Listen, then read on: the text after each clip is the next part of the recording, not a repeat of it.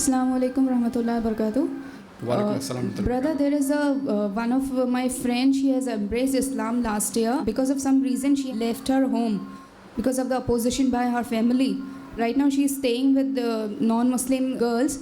So she is continuously, alhamdulillah, doing the Dawah work with them. And she is afraid that on the day of judgment, she will have to answer Allah subhanahu wa ta'ala that have you not convey my message to others, and she is afraid of that because continuously she is, in spite of doing dawah to them, they are not giving her any kind of a response. So could you please answer to her question? The sister posed the question that one of the sisters, she accepted Islam, and since the time she accepted Islam, she is conveying the message of Islam to non-Muslim friends, but there is no response. So will she be held responsible on the day of judgment? The reply is given in the Quran in Surah Ghashiyah, chapter number 88, verse number 21, where Allah says, فَذَكِّرْ إِنَّمَا أَنْتَ مُذَكِّرٌ. Allah tells the Prophet, your job is to deliver the message.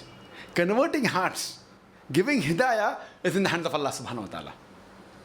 So even to the Prophet, Allah subhanahu wa ta'ala did not give the right or the ability to give hidayah. That's in the hands of Allah subhanahu wa ta'ala. And the moment this verse was revealed, Hazrat Bilal, he laughed. Where is the Hadith? He laughed. The one more Sahaba was, why did you laugh? So he said, good, the hidayah is in the hands of Allah subhanahu wa ta'ala. Otherwise I would have been last in the list. But naturally, people prefer giving hidayah to their close relatives, to their clans, to the kings, if it was in their hands. So he laughed, he said, this is good in Islam, that I would have been down the list. Hazrat Bilal being a black Hafsi Abyssinian. So alhamdulillah, so sister, the job of a Muslim is to convey the message. Giving hidayah in the hands of Allah subhanahu wa ta'ala. If you do dawah correctly, you'll get your sawab, irrespective whether the non-Muslim accepts Islam or not. There's no thumb rule that you have to revert someone. Yes, but if you are the zariya, if you are the cause for reverting a non-Muslim to Islam, you do get various sawab, alhamdulillah. But as far as dawah is concerned, sister, the duty is to convey the message.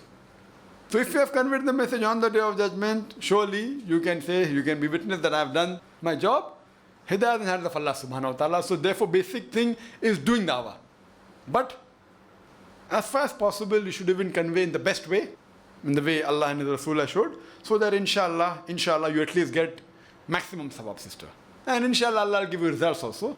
And irrespective whether that non-Muslim accepts or not, you have to continue and convey to others also. That is the role of a Muslim. Hope that answers the question, sister.